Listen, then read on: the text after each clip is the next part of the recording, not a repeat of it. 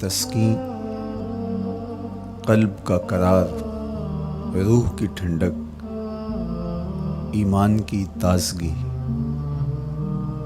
عشق و محبت کی نہضت کا سبب اور ذریعہ ہے۔ آقا کریم علیہ السلام کے فضائل، حضور علیہ الصلاۃ والتسلیم کے خصائل اور آپ کے شمائل بیان کرنا شروع سے ہی اہل ایمان کا طریقہ رہا ہے۔ خصائل حضور کی سیرت کے عنوان کو کہا جاتا ہے، فضائل حضور کی عظمت و رفعت حضور کے معجزات کا عنوان ہے، شمائل حضور کے اعضائے نور کا تذکرہ جاں فضا ہے، حضور کے حسن و جمال کی باتیں ہیں۔ آقا کریم علیہ السلام کے شمائل پر، خصائل پر، فضائل پر علماء نے بہت کام کیا، تصنیفات چھوڑی، محدثین نے اس عنوان سے باب باندھے۔ قیامت تک آنے والی انسانیت کے لیے حضور کی سیرت، حضور کے کردار کے عنوانات کتب میں نقش ہیں۔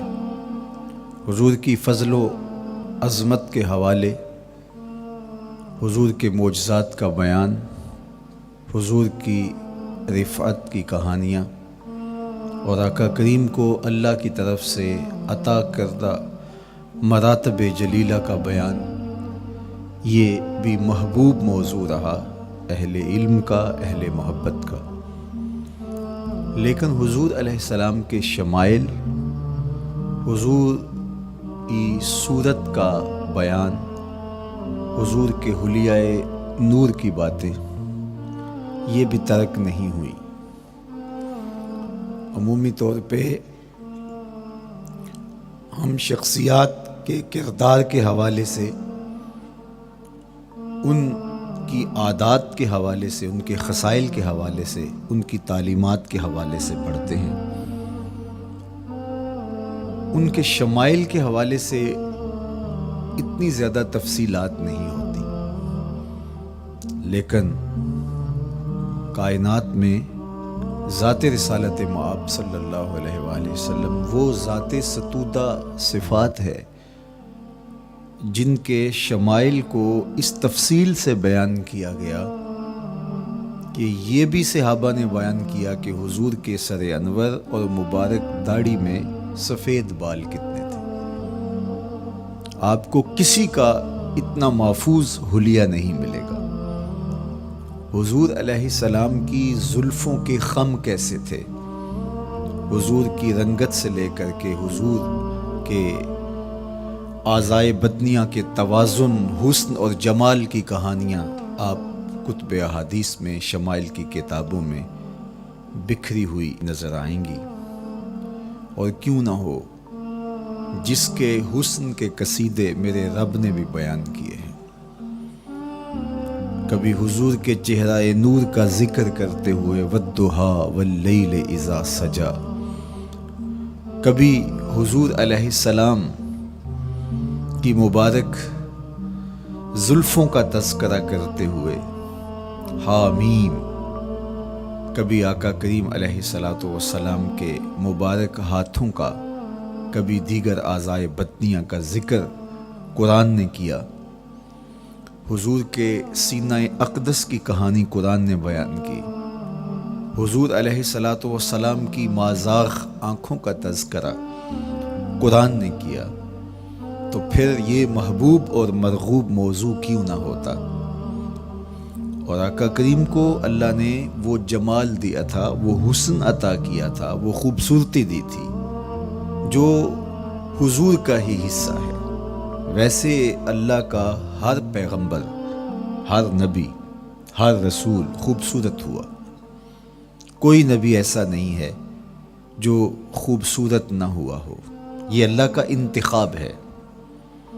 آپ تو دکان پہ سیل مین بھی رکھیں تو اس کی باقی قابلیت کے ساتھ ساتھ اس کی شخصیت کو آپ دیکھتے ہیں کہ جو خوش شکل ہو، آنے والے کو متاثر کر سکے، باوقار لگے، تو جس کو اس نے نبی بنانا تھا تو اس کو اس نے یوں ہی یہ عظمت اور یہ رفت عطا کر دینی تھی۔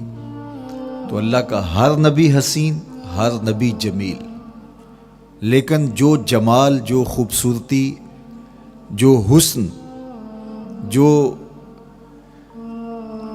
شان و شوکت اللہ نے میرے اور آپ کے آقا و مولا حضور ختمی المرتبت کو عطا کی، وہ حضور کا ہی مقسوم ہے، وہ حضور علیہ السلام کا ہی حصہ ہے۔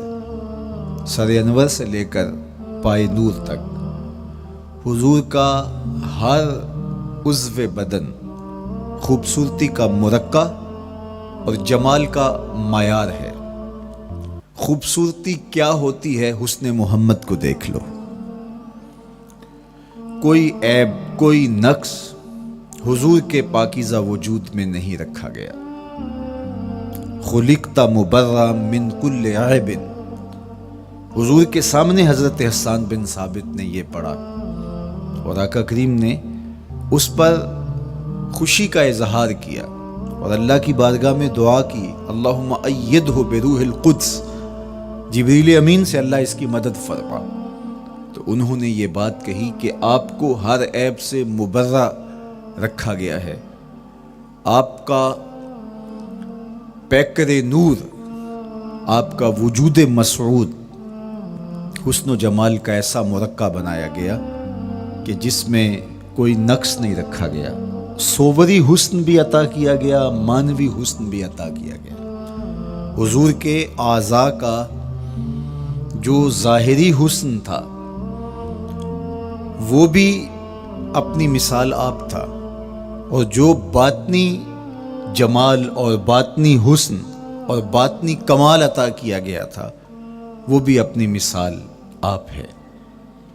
اگر حضور علیہ السلام کے مبارک ہاتھوں کو جمال دیا گیا ہے، لیکن جو توانائی عطا کی گئی، جو طاقت عطا کی گئی، ید اللہ کے جو جلوے ان ہاتھوں میں رکھے گئے، وہ بھی ایک دل آویز کہانی ہے۔ اگر آنکھوں کی پتلیاں خوبصورت ہیں اور آپ کی مبارک آنکھوں کی چمک سے کائنات اس کو دیکھ کر کے مبہوت ہو جاتی ہے، مازاق کے کجلے اس میں رکھے گئے ہیں، لیکن اس کا مانوی حسن بھی دیکھیے کہ حضور بیٹھے مدینے میں ہیں اور جنت کا مشاہدہ کر رہے ہیں۔ وہ توانائی بھی عطا کی گئی کہ جس طرح روشنی میں دیکھا جاتا ہے حضور اسی طرح اندھیرے میں دیکھتے ہیں۔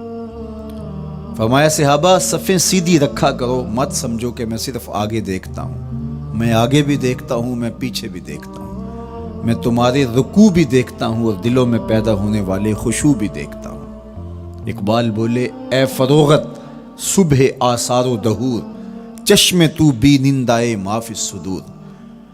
لوگوں کی نظریں تو سینے کے اوپر دیکھتی ہیں، اے آمنہ کے در یتیم، تیری نظر تو سینے کے اندر چھپے راز بھی دیکھتی ہے۔ تو صوری حسن بھی اور مانوی حسن بھی اللہ نے اپنے محبوب کو عطا کیا، اور اللہ جل شانہ نے وہ جمال دیا حضور کو کہ جو دیکھتا وہ دیکھتا ہی رہ جاتا۔ ایسی چمک، ایسی رعنائی، ایسی خوبصورتی اور ایسا جمال تھا، دیکھنے والے کہا کرتے ہیں اللہ اللہ، یاد آتا ہے خدا دیکھ کے صورت تیری۔ کتنے لوگ ہیں جنہوں نے صرف حضور کے چہرے کو دیکھا اور لبوں پہ کلمہ جاری ہو گیا۔ معروف نام حضرت عبداللہ بن سلام رضی اللہ تعالیٰ عنہ کا ہے۔ یہودیوں کے بہت بڑے حبر تھے، بہت بڑے عالم تھے۔ حضرت یوسف علیہ السلام کی اولاد سے تعلق تھا، اور اس معاشرت میں ایک وقار کی مسند پہ براجماں رہتے، لیکن جو ہی حضور علیہ السلام مکے سے ہجرت فرما کے مدینہ تشریف لائے تو یہ حضور کو دیکھنے آئے۔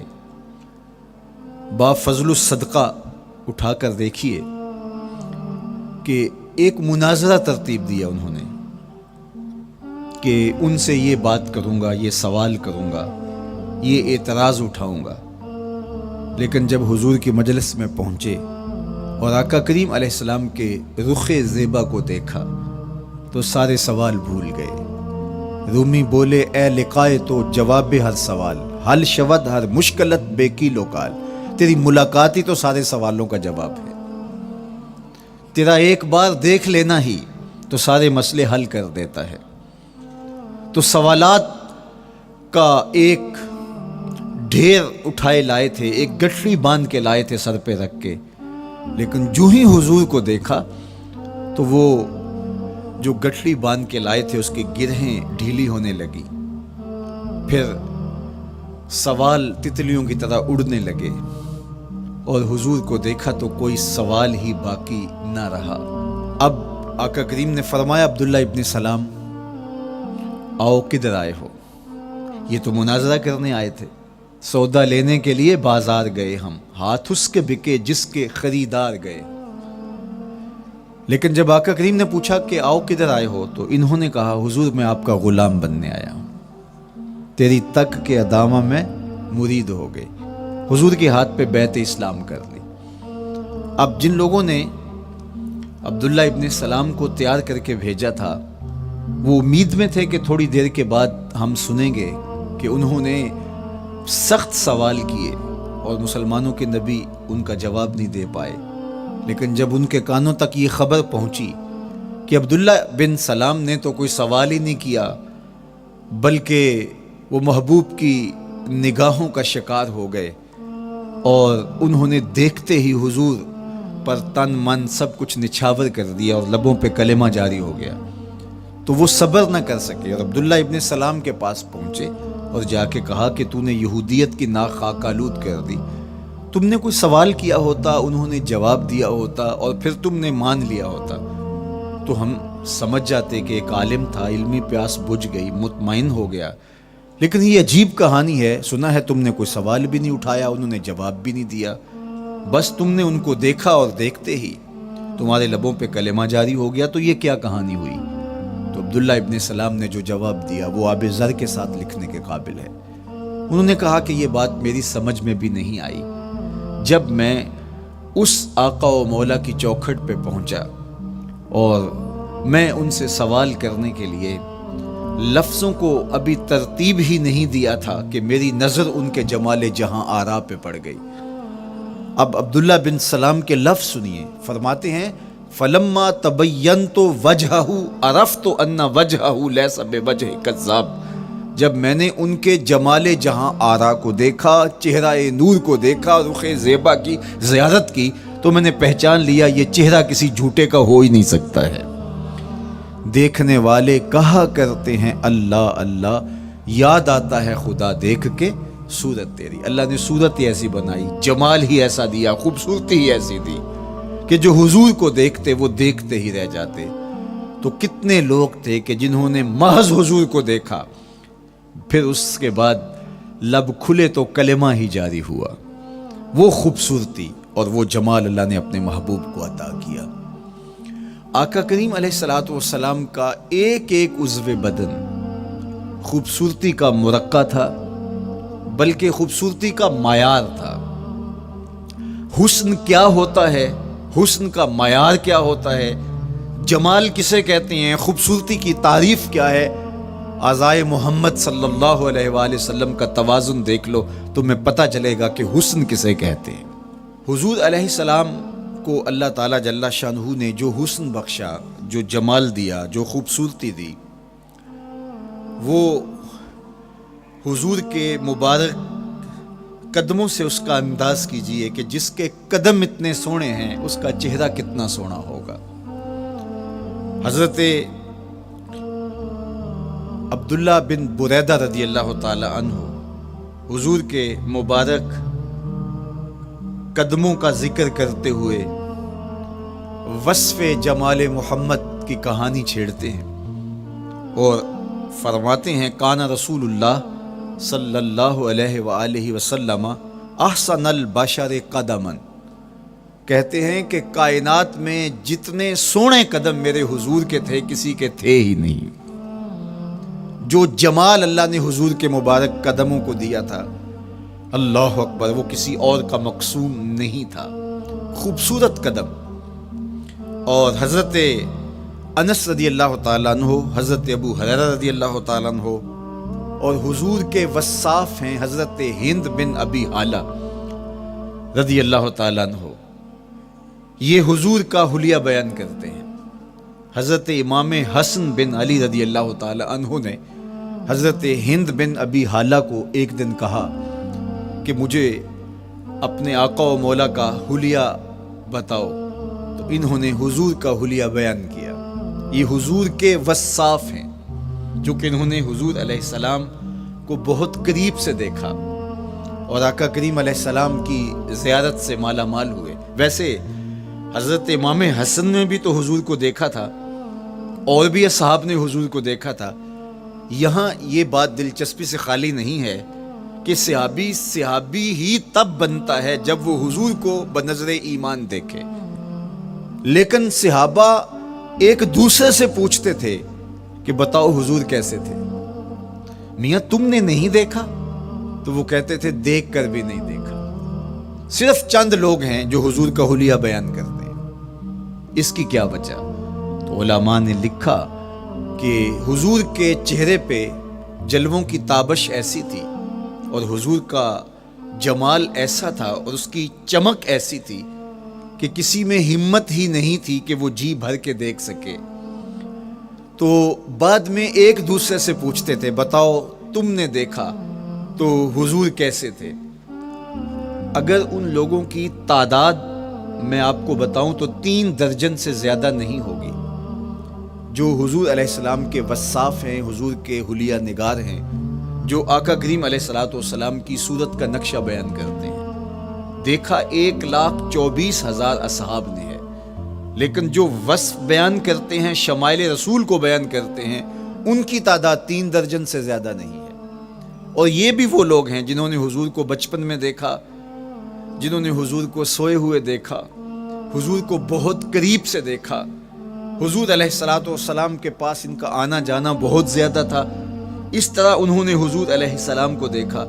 حضرت حسان بن ثابت رضی اللہ تعالی عنہ فرماتے ہیں کہ میں جو حضور کا حلیہ بیان کرتا ہوں تو اس کا سبب یہ ہے کہ میرے پاس حضور کو دیکھنے کا ایک طریقہ آ گیا تھا۔ فلما نظرت الى انوارہ فوضعت کفی علی عینی خوفا من ذہاب بصری، کہا کہ جب میں حضور کو دیکھتا تھا تو اپنی آنکھوں پر انگلیاں رکھ کے انگلیوں کی اوٹ سے دیکھتا تھا کہ حضور کے جلووں کی چمک سے میری آنکھوں کی بینائی نہ جاتی رہے۔ یہ کون کہہ رہے ہیں؟ حضرت حسان بن ثابت رضی اللہ تعالیٰ عنہ۔ اور آپ جانتے ہیں حضرت حسان بن ثابت رضی اللہ تعالیٰ عنہ شاعر ہیں، اور شاعر حسن دیکھنے میں بڑا دلیر ہوتا ہے، اور یہ حسن بھی ابھی پوشیدہ ہے، 70,000 بشریت کے پردے ڈالے گئے ہیں۔ اگر یہ حسن بے نقاب ہوتا تو کوئی جلووں کی تاب ہی نہ لا سکتا۔ یہی بہتر ہے کہ وہ پردے میں روح پوش رہے، وہ اگر پردہ اٹھا دے تو کسے ہوش رہے؟ کس کی ہمت تھی؟ اب چھپا ہوا مستور حسن بھی اگر دیکھتے ہیں تو آنکھوں پہ انگلیاں رکھ کے دیکھتے ہیں، اور بیان کرنے والوں کی تعداد میں نے عرض کی کہ 3 درجنوں سے زائد نہیں ہے۔ تو یہ وہ لوگ ہیں جنہوں نے حضور کو دیکھا۔ اب امام حسن پوچھ رہے ہیں حضرت ہند بن ابی حالہ رضی اللہ تعالی عنہ کو کہ آپ نے حضور کو دیکھا تو مجھے بتائیے میرے نانا کا جمال کیسا تھا؟ تو حضرت ہند بن ابی حالہ نے حضور کا حلیہ بیان کیا۔ تو جب حضور کے قدموں کی کہانی انہوں نے بیان کی تو حضرت ہند بن ابی حالہ نے کہا کان النبی صلی اللہ علیہ وآلہ وسلم شسن القدمین والکفین، حضور علیہ السلام کے مبارک قدم اور حضور کی ہتھیلیاں پر گوشت تھے۔ یہ حضور علیہ السلام کے مبارک قدموں کا جمال بیان کرتے ہیں۔ اللہ اکبر۔ اور حضور علیہ السلام کے قدموں کے بارے میں امام ترمذی جو شمائل میں حدیث لائے ہیں اس میں انہوں نے یہ بھی بیان کیا کان رسول اللہ صلی اللہ علیہ وسلم مسیح القدمین، حضور علیہ السلام کے مبارک قدم ملائم تھے، خوبصورت تھے، کھردرے نہیں تھے، کوئی پھٹن نہیں تھی۔ عمومی طور پہ قدم پھٹ جاتے ہیں اور ایڑیاں بہت سارے لوگوں کی پھٹ جاتی ہیں تو وہ خوبصورتی باقی نہیں رہتی۔ تو وہ کہتے ہیں کہ حضور مسیح القدمین تھے، اور جب آقا کریم علیہ الصلوۃ والسلام کے مبارک قدموں پہ پانی ڈالا جاتا تو وہ ڈھل کے نیچے چلا جاتا۔ یہ تھا حضور کے قدموں کا حسن اور حضور کے قدموں کا جمال۔ اچھا، آقا کریم علیہ السلام کی جو مبارک ایڑیاں تھیں وہ زیادہ پرگوشت نہیں تھیں، ان کے اوپر گوشت زیادہ نہیں چڑھا تھا، اس لیے کہ ایڑیوں کا زیادہ پرگوشت ہونا ایڑیوں کے حسن کو زائل کر دیتا ہے۔ حسن کا مرقع ہی جمال مصطفیٰ ہے، تو اس لیے اللہ نے ایک ایک عضو کو تراش کر کے بنایا ہے، بلکہ پوچھ پوچھ کے بنایا ہے۔ جس طرح حسان بن ثابت رضی اللہ تعالی عنہ کہتے ہیں کأنک قد خلقت کما تشاء، محبوب مجھے تو یوں لگتا ہے جس طرح آپ کے رب نے آپ کو آپ سے پوچھ کے بنایا ہے کہ محبوب بتاؤ کہ میں آپ کے اعضاء کو کیسے توازن اور کیسے حسن اور کیسے جمال دوں۔ تو حضور کی مبارک ایڑیاں یہ پرگوشت نہیں تھیں، باقی حضور کے پاؤں پرگوشت تھے اور کوئی پھٹن نہیں تھی، بالکل نرم گداس اور بالکل جو ہے وہ ملائم تھے، اور جب پانی ڈالا جاتا تو پانی ڈھل کے نیچے 1 سیکنڈ میں آ جاتا۔ یہ اللہ نے محبوب کو حسن دیا۔ حضرت ہند بن ابی حالہ نے کہا کہ حضور کے مبارک تلوے جو تھے وہ درمیان سے اٹھے ہوئے تھے، ایڑیوں سے لے کر کے انگلیوں تک یہ تلوہ کہلاتا ہے، جو اس کا نچلا حصہ جو زمین سے مس کرتا ہے، اور اس میں جو درمیان والا حصہ ہے یہ اٹھا ہوا ہو اور بالکل پاؤں سیدھا نہ ہو تو یہ پاؤں کا حسن ہے۔ پاؤں کا بالکل سیدھا ہو جانا یہ پاؤں کے حسن کو زائل کر دیتا ہے۔ اس میں تھوڑا سا خم ہو، جب چلے تو انگلیاں اور پنجے کا جو ہے وہ آگے والا حصہ زمین پہ لگے اور ایڑی لگے، اور درمیان والا حصہ زمین پہ نہ لگے، تو یہ حسن ہوتا ہے کسی کے پاؤں کے تلوے کا۔ اللہ نے محبوب کے مبارک قدم کی پشت کو بھی حسن دیا، حضور کے تلووں کو بھی حسن دیا، حضور کی ایڑیوں کو بھی حسن دیا۔ سائل الاطراف، حضور کی مبارک انگلیاں قدرے لامبی تھی، اور یہ حسن ہوتا ہے۔ انگلیاں چھوٹی ہوں، ان کا قد پست ہو تو پاؤں کی خوبصورتی دکھائی نہیں دیتی، لیکن اللہ نے اپنے محبوب کی انگلیوں کو بھی ایک لمبائی عطا کر کے اس کو بھی ایسا جمال دیا تھا، یار جو پاؤں کو دیکھتا رہے وہ پاؤں کو ہی دیکھتا رہ جائے۔ اللہ اکبر۔ اچھا، بعض احادیث میں آتا ہے کہ حضور علیہ السلام کے مبارک تلوے جو ہیں لیس لہا اخمس، یہ لفظ ہیں کہ وہ اخمس نہیں تھے، یعنی وہ درمیان سے اٹھے ہوئے نہیں تھے۔ تو اس کا کیا مطلب ہے؟ یہ حضرت ابو ہریرہ رضی اللہ تعالیٰ عنہ سے جو مروی روایت ہے اس میں یہ ہے لیس لہا اخمس، اور حضرت ہند بن ابی حالہ سے جو حضور کے مبارک تلووں کا حسن بیان کیا گیا ہے تو اس میں یہ بیان کیا گیا ہے کہ حضور علیہ الصلوۃ والسلام کا مبارک قدموں کا تلووں کا حسن یہ تھا کہ وہ درمیان سے تھوڑے سے اٹھے ہوئے تھے، اور یہ خوبصورت پاؤں کا جمال ہوتا ہے۔ تو ان 2 چیزوں میں علماء نے تطبیق کی ہے۔ اللہ ان علماء کی قبروں پر رحمتیں نازل کرے جو حضور کے حسن پہ، حضور کے جمال پہ گفتگو کرتے رہے، اور ایک ایک عضو پر انہوں نے کئی صفحات لکھے اور کتابیں انہوں نے تحریر کی حضور کے جمال پر۔ اب حضرت ہند بن ابی حالہ رضی اللہ تعالی عنہ، انہوں نے تو حضور کو گھر میں دیکھا تھا، یہ حضرت خدیجۃ الکبریٰ رضی اللہ تعالی عنہا کے فرزند تھے ابو حالہ سے۔ اب انہوں نے تو دیکھا، اب حضور لیٹے ہیں تو انہوں نے حضور کے پاؤں کو دیکھا کہ درمیان میں ہلکا سا خم ہے اور یہ پاؤں کا جمال ہے۔ اب حضرت ابو ہریرہ رضی اللہ تعالی عنہ نے جو حضور کے پاؤں کو دیکھا تو یہ اندرون خانہ کا دیکھنا نہیں تھا، تو انہوں نے کیسے دیکھا؟ تو حضرت ابو ہریرہ سے مروی ایک روایت سے سمجھ آتی ہے کہ انہوں نے جو کہا کہ لیس لہا اخمس، کہ ان کے مبارک تلوے درمیان سے اٹھے ہوئے نہیں تھے بلکہ بالکل برابر تھے، تو اس کا کیا مطلب ہے؟ تو حضرت ابو ہریرہ سے ایک روایت مروی ہے، وہ فرماتے ہیں کہ جب حضور علیہ السلام کسی چٹان کے اوپر چلتے تو حضور علیہ الصلوۃ والسلام کا وہاں قدم پڑتا تو وہ اس چٹان کے اندر حضور کا قدم گھس جاتا، وہ موم کی طرح چٹان نرم ہو جاتی۔ اس طرح زمین پر بھی حضور چلتے تو مبارک پاؤں کا جو نشان قدم ہے وہ پورا دکھائی دیتا۔ تو حضرت ابو ہریرہ رضی اللہ تعالیٰ عنہ اس سے یہ سمجھے کہ حضور کے تلوے جو ہیں وہ برابر ہیں۔ تو علماء نے اس پر گفتگو کی ہے۔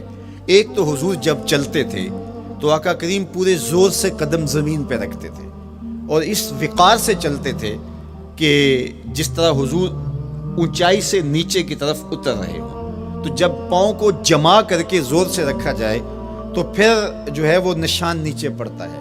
یا اللہ اپنے محبوب کے لیے زمین کو اور پتھروں کو بھی نرم کر دیا تو پھر حضور کے تلووں کا نقش بھی زمین کے اوپر جو ہے وہ حویدہ ہو جاتا. سلطان قاتیبائی نے ایک ایسا ہی پتھر جس کے بارے میں شنید تھی کہ اس پر حضور کے قدموں کا نقش موجود ہے، تو انہوں نے 20,000 دینار کے اندر وہ خریدا اور انہوں نے یہ کہا کہ جب میں فوت ہو جاؤں تو حضور کے قدموں کے نشان والا پتھر میری قبر کے سرہانے بطور کتبہ لگایا جائے. علامہ شہاب الدین خفاجی علیہ رحمہ لکھتے ہیں ہوا موجود الی الآن، وہ اپنے دور میں کہانی بیان کرتے ہیں وہ آج بھی سلطان قاتیبائی کی قبر کے سرہانے وہ پتھر نصب ہے جہاں حضور کے قدموں کے نشان موجود ہیں. اللہ اکبر.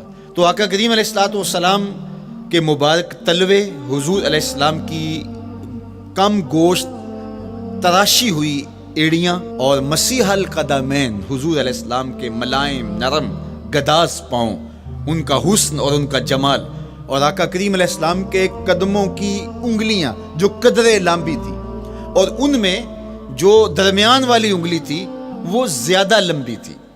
اس پر حضرت میمونہ بنت کردم رضی اللہ تعالی عنہا اس انگلی کا حسن بیان کرتی ہیں. کہتی ہیں مجھے شوق ہوا کہ میں حضور کو دیکھوں، تو اپنے والد گرامی کے ساتھ حجۃ الوداع کے موقع پر میں بھی سعادت حج پا رہی تھی، تو حضور کو ملنے کے لیے جب ہم پہنچے تو آقا کریم اونٹنی کے اوپر سوار تھے، ناکا پر جلوہ فراز تھے، تو میرے میں ہمت نہ ہو سکی کہ حضور کے چہرے کو دیکھ سکوں. ایسا جلوہ، ایسا جمال، اللہ اکبر، اور ایسا روب اور ایسی چمک چہرے کی اور تابشیں تھیں کہ میرے اندر ہمت نہ ہو سکی کہ میں حضور کے چہرہ نور کو دیکھ سکوں. اب آقا کریم اونٹنی پہ سوار تھے تو میں حضور کے مبارک پاؤں کو دیکھنے لگی. میں بس حضور کے پاؤں کا جمال اور خوبصورتی دیکھنے لگی، اسی میں کھو گئی. اب حضرت میمونہ بنت کردم رضی اللہ تعالی عنہا حضور کے مبارک قدموں کی ایک انگلی کا حسن بیان کرتی ہیں. اللہ اکبر. حضرت میمونہ بنت کردم سے یہی ایک روایت مروی ہے. ساری زندگی ان کے پاس سرمایہ یہی تھا، جب کسی مجلس میں جاتی تو وہ کہتی تمہیں بتاؤں حضور کی مبارک انگلی کا حسن کیا تھا. یہ سرمایہ ساتھ لیے لیے پھرتی کہ میں نے حضور کی انگلی کو دیکھا ہے، میں نے حضور کے قدم اور حضور علیہ السلام کے تلووں کی زیارت کی ہے. تو وہ اس حسن کو بیان کرتے ہوئے کہا کرتی تھی فما نسیتو فیما نسیتو طولا اصبع قدمہ السبابہ علی سائر اصابعہ. جو سبابہ انگلی ہے، انگوٹھے کے ساتھ والی انگلی کو سبابہ انگلی کہتے ہیں، اور اس کے ساتھ والی انگلی کا جو قد دراز تھا اور باقی انگلیوں کی نسبت وہ انگلی لمبی تھی، کہا اس کا حسن آج بھی میری نگاہوں میں گھومتا رہتا ہے اور ہر وقت میرے تصور میں رہتا ہے. میرے تصور سے کبھی اس انگلی کا جمال ہی ختم نہیں ہوا، انگلی کا حسن ہی کبھی زائل نہیں ہوا، ہر وقت اس کے تصور میں کھوئی رہتی ہوں. یار چہرے کے جمال کو کون بیان کرے گا، یہاں تو انگلی کا حسن بیان نہیں ہو رہا. ابھی وہ شعر پڑھا جا رہا تھا نا کہ قدموں پہ جبیں کو رہنے دو، قدموں پہ جبیں کو رہنے دو، چہرے کا تصور مشکل ہے. قدموں پہ جبیں کو رہنے دو، چہرے کا تصور مشکل ہے. جب چاند سے بڑھ کر ایڑی ہے رخسار کا عالم کیا ہوگا. جب چاند سے بڑھ کر ایڑی ہے رخسار کا عالم کیا ہوگا. تو اللہ نے اپنے محبوب علیہ الصلوۃ والسلام کو وہ جمال، وہ خوبصورتی اور حضور کے مبارک قدم، حضرت عبداللہ بن بریدہ رضی اللہ تعالی عنہ سے مروی روایت کان رسول اللہ صلی اللہ علیہ وآلہ وسلم احسن البشر قدما، کہتے ہیں جتنے سونے قدم، جتنے من مونے قدم میرے حضور کے تھے، اتنے سونے قدم کسی اور کے تھے ہی نہیں. اللہ نے اپنے محبوب کو وہ جمال، وہ خوبصورتی اور وہ نور عطا کیا تھا. اچھا، یہ قدم، یہ ایڑیاں، یہ مبارک تلوے اور یہ داراز انگلیاں اور ان انگلیوں کی چمک اور ان کی رنگت کا جمال اور خوبصورتی، جہاں اس کا صوری حسن تھا تو مانوی حسن بھی دیکھنے والا تھا.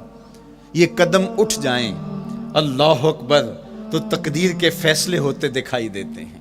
ان قدم کی اونچائی، ان قدم کی بلندیاں کہ عرش حق ان قدموں کے بوسے لے رہا ہے.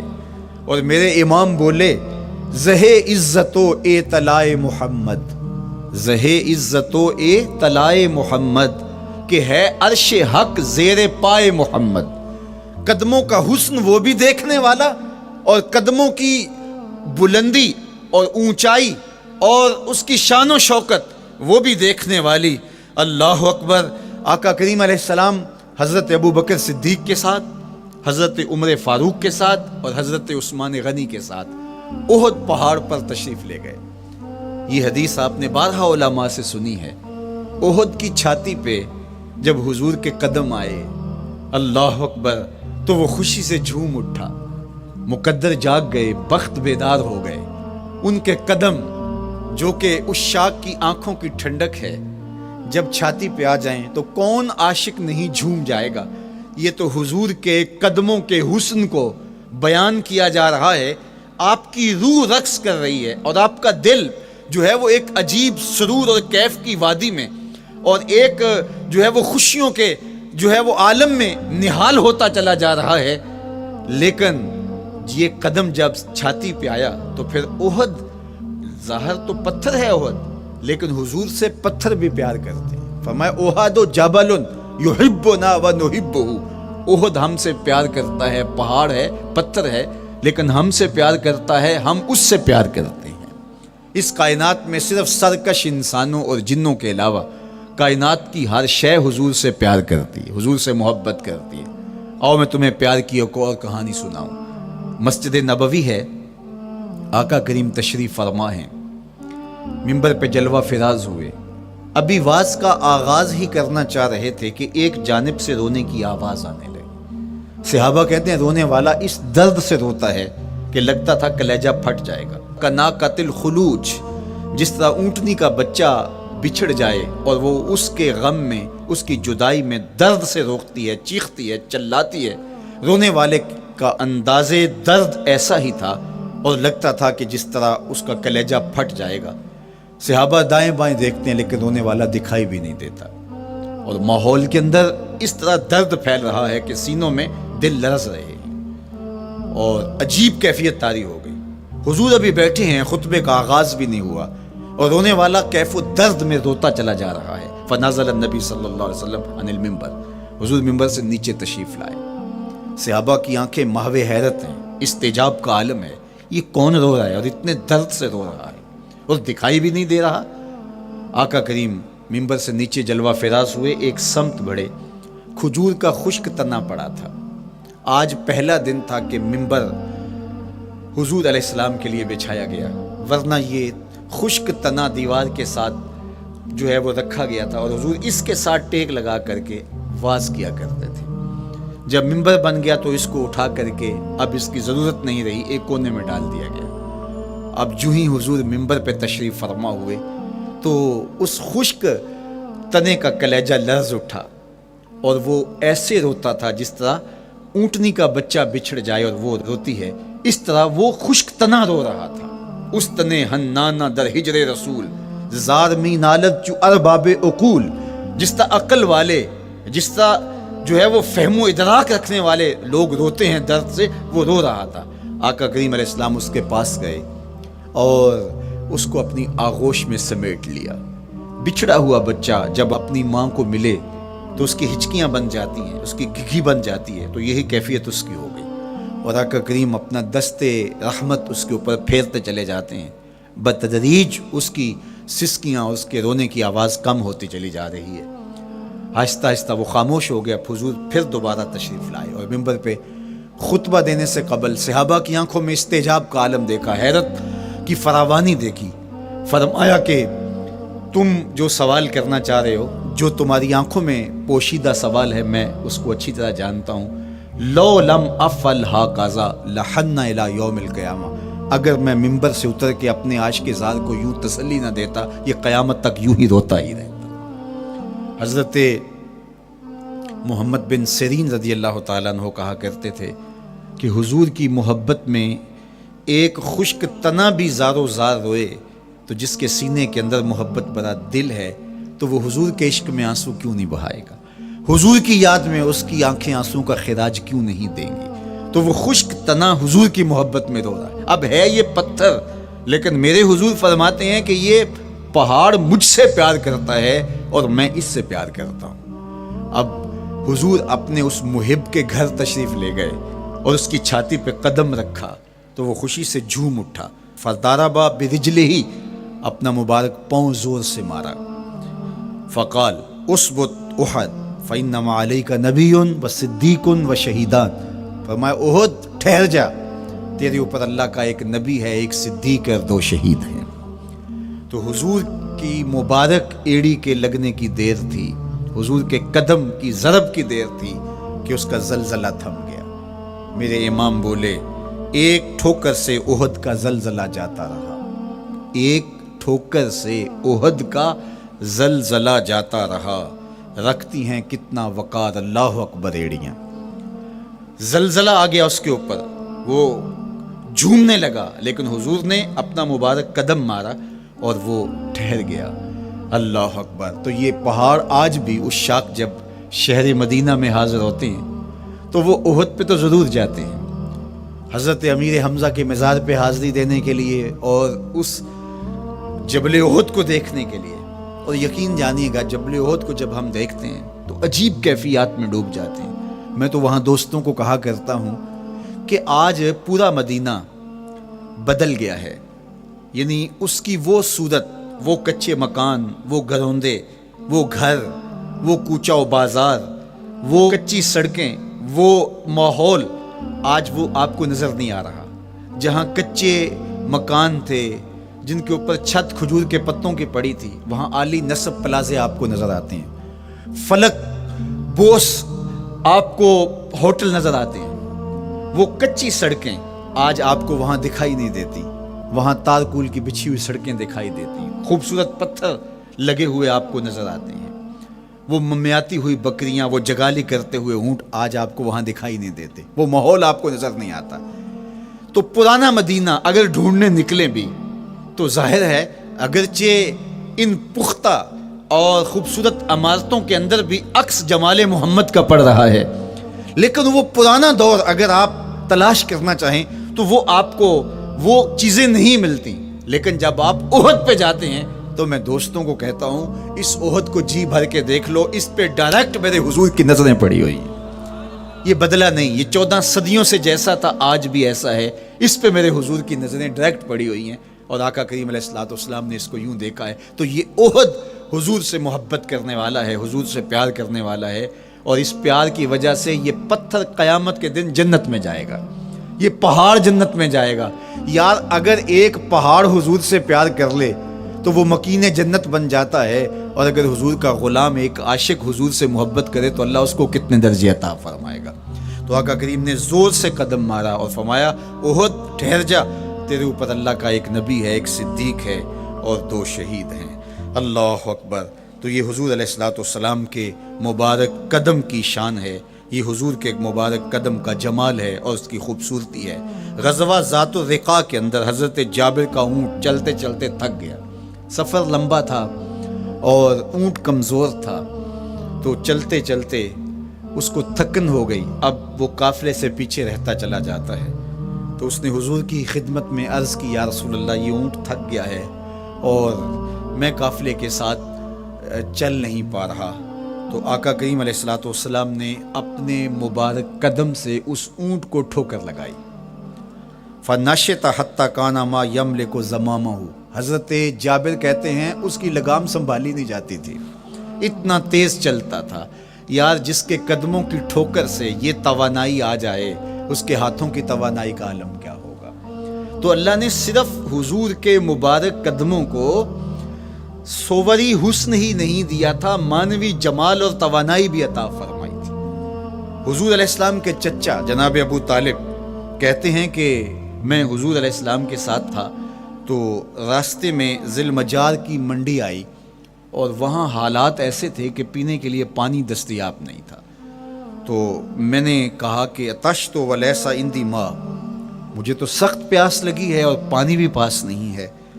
فنزل النبی صلی اللہ علیہ وسلم وضرب بقدمہ الارض فخرج الماء فقال اشرب، تو حضور نے اپنے مبارک پاؤں سے زمین پر ٹھوکر لگائی، چشمہ پھوٹ پڑا، اور آقا کریم نے فرمایا چچا پانی پی لیجئے۔ تو وہ پاؤں اگر زمین پہ لگے تو چشمے پھوٹے، اگر احد پہاڑ پہ وہ پاؤں پڑے تو اس کا زلزلہ جاتا رہے، اور اگر وہ کسی جانور کو حضور ٹھوکر لگائیں تو اس کے اندر اس قدر تیزی آ جائے کہ اس کی باغ سنبھالی نہ جائے، اتنا سریع رفتار ہو جائے، اب ان قدموں پہ کون قربان نہیں ہوگا؟ یار ان قدموں کو چومنے کے لیے جبریل بھی تو بے تاب دکھائی دیتے ہیں۔ معراج کی شب جب جبریل حاضر خدمت ہوئے، حضور محو استراحت ہیں، تو جبریل عرض گزار ہوئے مالک تیرا محبوب تو سو رہا ہے۔ اللہ اکبر، تبارک اللہ، شان تیری تجھی کو زیبا ہے بے نیازی، کہیں پہ جوش لن ترانی، کہیں تقاضے وصال کے تھے۔ ایک کوہ طور پہ خود چل کے جاتا ہے اور عرض گزار ہوتا ہے رب آرنی انظر الیک، مالک تجھے دیکھنا چاہتا ہوں۔ اللہ اکبر، سراپا چشم بنا ہوا ہے اور کہتا ہے مالک میں تجھے دیکھنا چاہتا ہوں۔ جواب کیا آتا ہے؟ لن ترانی، تم نہیں دیکھ سکتے، میرے جلووں کی تاب نہیں لا سکتے۔ ایک خود چل کے جا رہا ہے اور تقاضۂ رویت کرتا ہے، اور جواب آتا ہے لن ترانی، اور ایک سویا ہوا ہے چادر اوڑھ کے، اور جبریل کہتے ہیں محبوب اٹھیے، رب آپ کو بلا رہا ہے۔ تبارک اللہ، شان تیری تجھی کو زیبا ہے بے نیازی، کہیں پہ جوش لن ترانی، کہیں تقاضے وصال کے تھے۔ تو جبریل حاضر خدمت ہوئے، حضور استراحت میں ہیں، تو آواز آئی یا جبریل قبل قدم ہے، میرے محبوب کے قدموں کو چوم لے۔ اب جبریل حضور علیہ السلام کے قدموں کو بوسے دے رہے ہیں۔ کسی نے جبریل سے تصور کے عالم میں پوچھا، حضور کے قدم چومے، حضور کے تلووں کو بوسے دیے، بتا کیفیت کیا ملی؟ تو بولے نہ جنت کی کلیوں میں دیکھا مزہ جو محمد کی تلیوں میں دیکھا۔ وہ سرور وہاں جو نصیب ہوا۔ وفد عبد القیس جب مدینہ المنورہ آیا تو ان میں ایک صاحب میں، وہ کہتے ہیں میں دوڑتا ہوا حضور کے پاس آیا، بس بے چینی تھی، اضطراب تھا۔ جب آپ مدینہ المنورہ میں جاتے ہیں تو آپ کو جا کے گاڑی اتارتی ہے اور آپ ہوٹل میں سامان رکھتے ہیں، تو پھر کتنی جلدی ہوتی ہے کہ جلدی سے غسل کریں اور جلدی سے نیا لباس پہنیں اور جا کے ہرے گنبد کو دیکھیں، حضور کی مبارک مسجد کی زیارت کریں، ان کوچہ و بازار میں جائیں جہاں حضور کے مبارک قدم لگے تھے۔ اللہ اکبر۔ تو اب یہ وفد عبد القیس جب آیا تو ان میں ایک صحابی حضرت زرع رضی اللہ تعالیٰ عنہ فرماتے ہیں کہ میں پھر تیزی کے ساتھ گیا اور پھر ہم جا کے حضور کے ہاتھ بھی چومنے لگے، حضور کے قدم بھی چومنے لگے۔ یہ سعادت مند قدم جن کے بوسے صحابہ دیتے ہیں، کبھی جبریل کے بوسہ گاہ بنتے ہیں، کبھی احد پہاڑ کی چھاتی ان قدموں کو چومتی ہے۔ یہی قدم ایک موقع ایسا آتا ہے یاد خدا میں، اللہ کے شکرانے میں، نماز میں، لمبے قیام میں سوت جاتے ہیں، اور میرا مالک کہتا ہے اے چادر اوڑھنے والے، ساری رات جاگا نہ کر، کبھی سو بھی لیا کر۔ اللہ اکبر۔ تو یہ حضور علیہ السلام کے مبارک قدموں کا جمال اور مبارک قدموں کا حسن اور خوبصورتی ہے۔ اللہ نے اپنے محبوب علیہ السلام کے مبارک قدموں کو صوری اور معنوی حسن سے نوازا، اور یہ حسن حضور کے مبارک قدموں کا ہے، پھر جس کے قدم اتنے سونے ہیں اس کا چہرہ کتنا حسین ہوگا۔ ایک سوال اٹھ سکتا ہے کہ حضور کے حسن کو بیان کرنے کا مقصود کیا ہے؟ تو صاحب، کسی کے حسن کو بیان کرنے کا مقصود یہی ہوتا ہے کہ اس سے پیار اور محبت کا ربط قائم ہو، اور اگر قائم ہے تو مضبوط ہو۔ ہم حضور علیہ السلام کے حسن کو بیان اسی لیے کرتے ہیں، اور محدثین نے اس پر باقاعدہ کتابیں اسی لیے لکھی، اور کتب حدیث میں باقاعدہ شمائل رسول پہ باب اسی لیے باندھے تاکہ لوگوں کے سینے میں حضور کی محبت کی جوت لگے، اور وہ جو شعلہ جوالہ ان کے سینے میں حب رسول کا ہے وہ اور بھڑک اٹھے، اور بندہ جس سے محبت کرتا ہے پھر اس کی اطاعت بھی کرنے لگ جاتا ہے۔ تو جو محبوب اتنا سونا ہے، اتنا جمال آفریں ہے، اور جس کے قدم اتنے سونے ہیں، پھر اس کے نقش قدم کو کیوں نہ تھام لے، اس کے نقوش پا کو خضر راہ کیوں نہ بنا لیں، پھر ان کے اٹھنے والے قدموں پر اپنی زندگی کیوں نچھاور نہ کر دیں۔ اگر سر پہ رکھنے کو مل جائے نقش نال حضور تو کہیں کہ ہاں تاجدار ہم بھی ہیں۔ یعنی وہ قدم تو قدم رہا، اس قدم کی رعنائیاں، اس کی خوبصورتیاں، اس کا جمال اور اس کا حسن تو حسن رہا۔